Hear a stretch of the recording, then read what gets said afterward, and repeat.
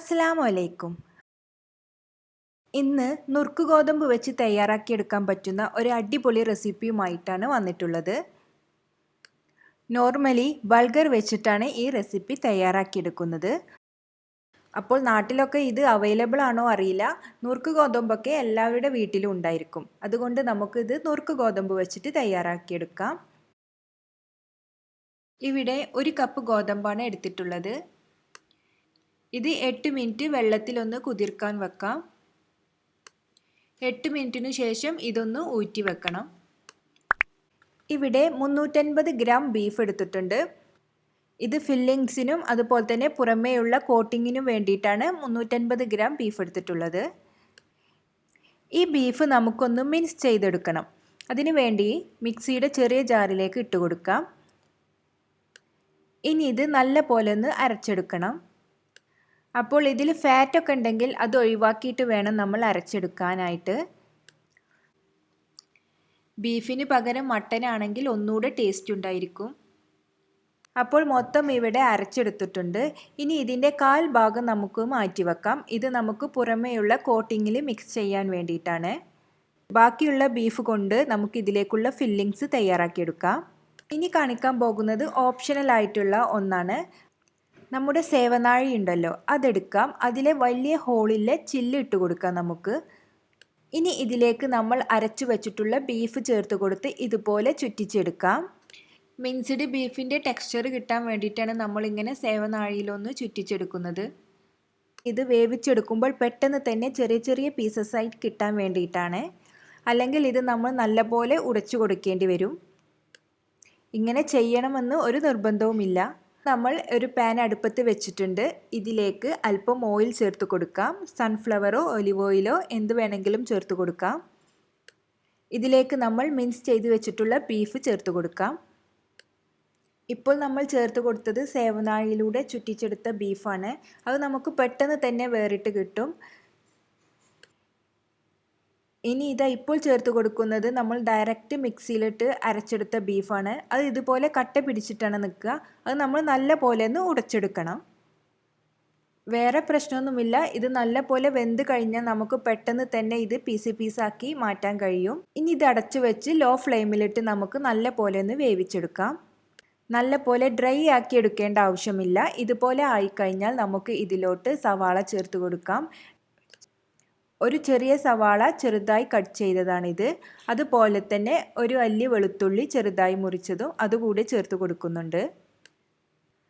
അടുത്തത് ഇതിലേക്ക് 1 ടീസ്പൂൺ കുരുമുളക് പൊടിയും അതുപോലെ തന്നെ ആവശ്യത്തിനുള്ള ഉപ്പ് കൂടി ചേർത്ത് കൊടുക്കാം. ഇനി ഇതിലേക്ക് 2 ടേബിൾ സ്പൂൺ വെള്ളം കൂടി ചേർത്ത് കൊടുത്ത് ഒന്നുകൂടെ അടച്ചു വെക്കാം. 2 മിനിറ്റ് അടച്ചു വെച്ചാൽ മതിയാവും. ഒന്ന് സോഫ്റ്റായി കിട്ടാനും അതുപോലെ തന്നെ ഉപ്പും കുരുമുളകും എല്ലാം നല്ലപോലെ മിക്സായി വരാനുമാണ് ഇങ്ങനെ ചെയ്യുന്നത്. അതിനുശേഷം വെള്ളമെല്ലാം വറ്റിക്കഴിഞ്ഞാൽ നമുക്ക് തീ ഓഫ് ചെയ്ത് ഇത് തണുക്കാനായിട്ട് മാറ്റിവെക്കാം. നമ്മൾ കുതിരാനായി മാറ്റി വെച്ചിട്ടുള്ള ഗോതമ്പ് അതിലെ വെള്ളമെല്ലാം ഊറ്റിക്കളഞ്ഞതിന് ശേഷം നമുക്ക് മിക്സിയുടെ ചെറിയ ജാറിലിട്ട് കൊടുക്കാം. 2 ബാച്ചായാണ് ഇത് അരച്ചെടുക്കുന്നത്. ഇതിലേക്ക് 1 അല്ലി വെളുത്തുള്ളി, 1/4 ടീസ്പൂൺ ചെറിയ ജീരകം പൊടിച്ചത്, ആവശ്യത്തിനുള്ള ഉപ്പും കൂടി ചേർത്ത് കൊടുക്കാം. ഇതുപോലെ സെയിം അളവിൽ നമ്മൾ അടുത്തത് അരക്കുമ്പോഴും ചേർത്ത് കൊടുക്കണം. പിന്നെ നമ്മൾ നേരത്തെ മാറ്റി വെച്ചിട്ടുള്ള മിൻസ്ഡ് ബീഫ് അതും കൂടി ഇതിലേക്ക് ചേർത്ത് കൊടുത്ത് നല്ല പോലെ ഒന്ന് അരച്ചെടുക്കണം. ആവശ്യമുണ്ടെങ്കിൽ മാത്രം 1 ടേബിൾ സ്പൂൺ വെള്ളം ഒഴിച്ച് കൊടുക്കാം. അപ്പോൾ നമുക്കിത് നല്ല പോലെ തന്നെ അരച്ചെടുക്കണം. കൂടുതലായിട്ട് തരിതരിയൊന്നും പാടില്ല. ഇപ്പോൾ ഇത് ഇവിടെ അരച്ചെടുത്തിട്ടുണ്ട്. നമുക്ക് ഉരുട്ടിയെടുക്കാൻ പറ്റുന്ന ഒരു ടെക്സ്ചറിലാണ് നമുക്ക് കിട്ടേണ്ടത്. അപ്പോൾ നല്ലപോലെ ലൂസായിട്ടുള്ള ഒരു ടെക്സ്ചറിലാണ് നിങ്ങൾക്ക് കിട്ടുന്നതെങ്കിൽ, ഉരുട്ടിയെടുക്കാൻ പറ്റുന്നില്ലെങ്കിൽ ഇതിലേക്ക് 1 ടേബിൾ സ്പൂണോളം ഗോതമ്പ് പൊടി ചേർത്ത് കൊടുക്കാം. ഇതുപോലെ കിട്ടുകയാണെങ്കിൽ അത്രയും നല്ലത്. ഇനി കയ്യിൽ അല്പം എണ്ണയോ അല്ലെങ്കിൽ വെള്ളമോ തടവി കൊടുത്ത് വീഡിയോയിൽ കാണുന്നത് പോലെ നമുക്കിതൊന്ന് ഷേപ്പ് ചെയ്തെടുക്കാം.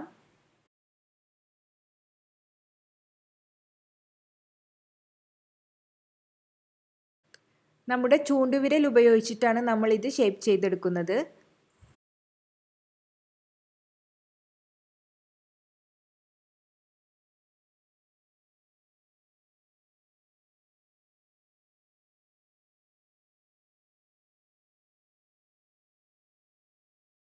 ഇങ്ങനെ ഒരു ഹോള് കിട്ടിക്കഴിഞ്ഞാൽ ഇതിൻ്റെ സൈഡൊക്കെ നല്ല പോലെ ഒന്ന് തിന്നാക്കിയെടുക്കാം.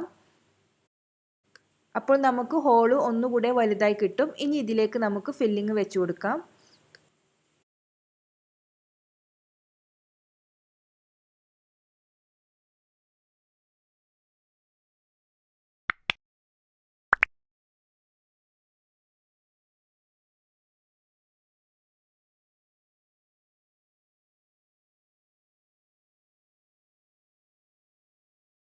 അതിനുശേഷം ഇത് എല്ലാ ഭാഗവും ഒന്ന് കവർ ചെയ്ത് ഇതുപോലെ വീഡിയോയിൽ കാണിക്കുന്നത് പോലെ ഒന്ന് ചെയ്തെടുക്കുക.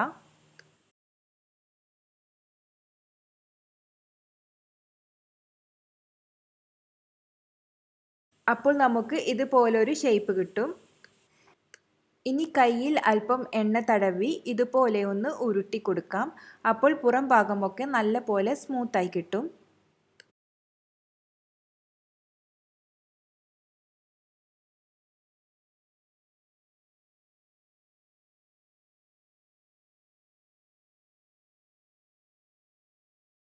അങ്ങനെ എല്ലാതും നമുക്ക് ചെയ്തെടുക്കാം.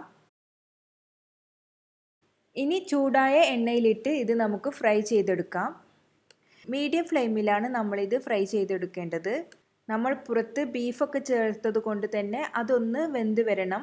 പെട്ടെന്ന് തന്നെ നമുക്ക് ആയി കിട്ടും.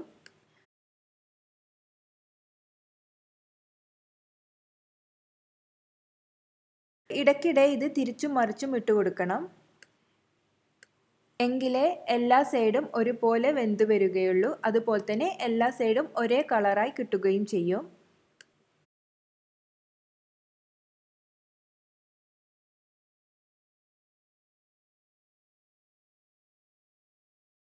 ഗോൾഡൻ കളറായി കഴിഞ്ഞാൽ നമുക്കിത് എണ്ണയിൽ നിന്നും കോരി മാറ്റാം.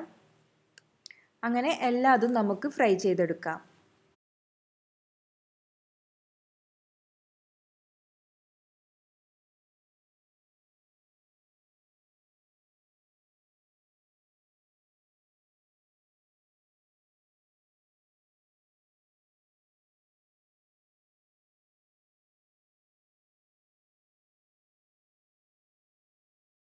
ഇത് വളരെ പോപ്പുലർ ആയിട്ടുള്ള ഒരു അറബിക് സ്നാക്സ് ആണ്. കിബ്ബ എന്നാണ് ഇതിൻ്റെ പേര്. നോർമലി ഇത് ബൾഗർ വെച്ചിട്ടാണ് ചെയ്തെടുക്കുന്നത്. അപ്പോൾ നമ്മുടെ വീട്ടിൽ എല്ലാവരുടെ അടുത്തും നുറുക്ക് ഗോതമ്പ് സ്റ്റോക്ക് ഉണ്ടായിരിക്കും. അപ്പോൾ അത് വെച്ചിട്ട് നമുക്ക് ഇത് ചെയ്തെടുക്കാം. ടേസ്റ്റിലൊന്നും ഒരു വ്യത്യാസവുമില്ല. എല്ലാവരും ഇതൊന്ന് ട്രൈ ചെയ്ത് നോക്കുക. ഷുവറായിട്ടും നിങ്ങൾക്ക് എല്ലാവർക്കും ഇത് ഇഷ്ടമാവും. ഒരിക്കൽ ഉണ്ടാക്കി കഴിച്ചാൽ നിങ്ങൾ വീണ്ടും വീണ്ടും ഇത് ഉണ്ടാക്കിയെടുക്കും. തീർച്ചയായിട്ടും എല്ലാവരും ട്രൈ ചെയ്ത് നോക്കുക. വീണ്ടും പുതിയ പുതിയ റെസിപ്പിയുമായി വരാം. ഇൻഷാ അല്ലാ. അസ്സലാമു അലൈക്കും.